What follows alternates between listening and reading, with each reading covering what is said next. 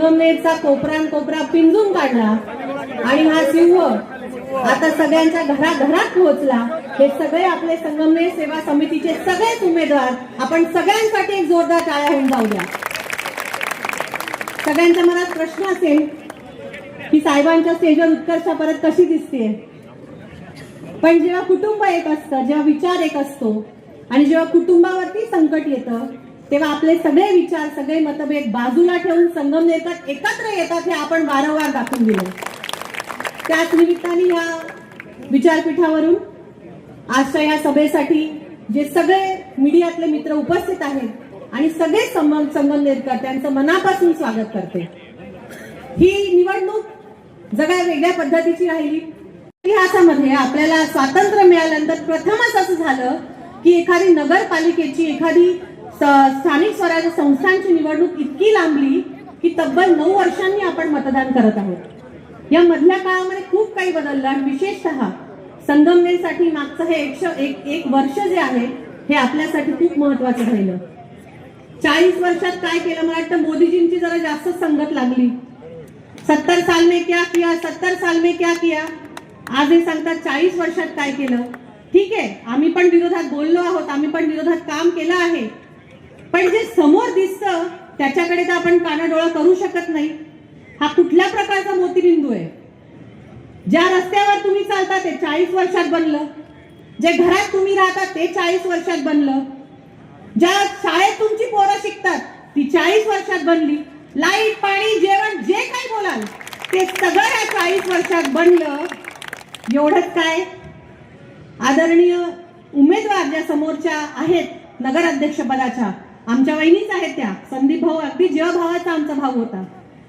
त्या कामही करतात ज्या संस्थेमध्ये, ती संस्था सुद्धा 40 वर्ष आधीच बनलेली आहे। त्यामुळे मुद्द्याचं सोडून बाकी सगळं बोलायची ही सवय कुठेतरी आज सगळ्यांनाच लागली आहे, पण त्यांचा दोष नाही। त्यांचे वरचे नेते जसे वागतात तसेच ते वागतात, कुठेतरी असंच दिसतंय। फोन लावून सगळं मंजूर करण्यात येतं, ही सध्याची फॅशन आहे।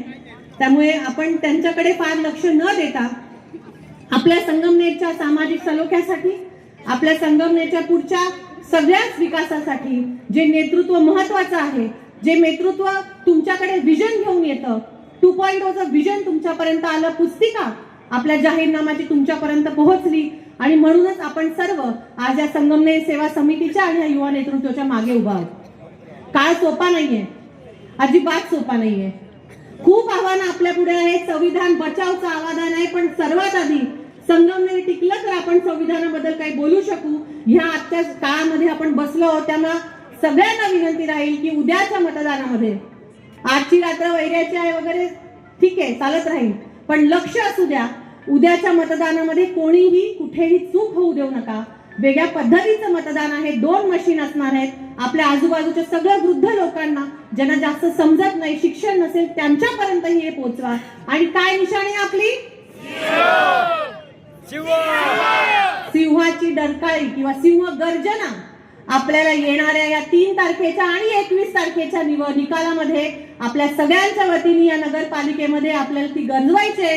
एवढेच एक विश्वास आपण आजच्या या सभेमधून घेऊन जाऊया आणि येत्या सगळ्याच काळामध्ये संगमनेरच्या विकासासाठी जे महत्वाचं आहे, या संगमनेर समितीचं जे विजन आहे ते पुढे घेऊन जाण्यासाठी या सगळ्या उमेदवारांना, जे निवडून येतील त्यांना सुट्टी नाही, कारण तुमच्या वतीने खूप काही आम्ही लोकांना सांगतोय।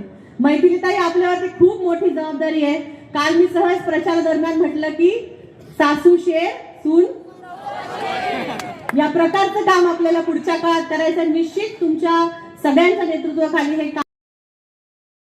संगमनेर तालुका दूध उत्पादक संघ आपल्या दूध उत्पादकांसाठी घेऊन आले आहेत राजहंस मिल्किंग मशीन व चाफ कटर योजना।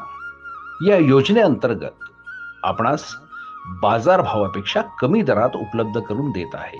नामांकित कंपनीचे मिल्किंग मशीन व चाफ कटर सुलभ हप्त्यांमध्ये उपलब्ध केले आहे। तरी सर्व दूध उत्पादकांनी या योजनेचा लाभ घ्यावा। अधिक माहितीसाठी संपर्क करा संगमनेर तालुका सहकारी दूध संघ, पशुसंवर्धन विभाग, अमृतनगर, संगमनेर।